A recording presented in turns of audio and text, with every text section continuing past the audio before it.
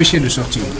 Écoutez, je crois qu'il faut dire que cette manifestation, comme celles qui l'ont précédée, a été pour nous d'une réussite totale en ce qui concerne le suivi du mot d'ordre de manifestation par les populations de Conakry et de l'intérieur du pays.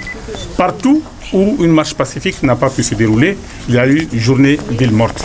Dans tous les cas, il s'agit donc d'un succès franc qui met en évidence l'impopularité de ce gouvernement et au contraire qui confirme l'adhésion des populations de Conakry et de l'intérieur du pays à notre mot d'ordre et à la vision que nous avons du développement de la République de Guinée.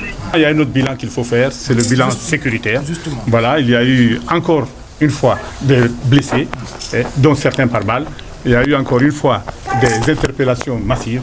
Il faut dire que le bilan provisoire dont nous disposons au jour d'aujourd'hui à ce stade est de 11 blessés, dont 5 par balle, et un dans un état critique, c'est-à-dire quelqu'un dont le pronostic vital est engagé. Et d'autre part, il y a eu beaucoup d'interpellations dont nous ne pouvons pas établir actuellement l'envergure. Vous parlez tout à l'heure de confinement. Vous avez dit que nous avons été confinés à nos domiciles, mais je crois que c'est un euphémisme, c'est une façon pudique de parler. En fait, nous avons été séquestrés. Il s'agit en réalité d'une séquestration, parce que nous sommes privés de notre droit de mouvement. Nous ne sommes pas des prisonniers. Nous sommes sous le coup d'aucune procédure judiciaire.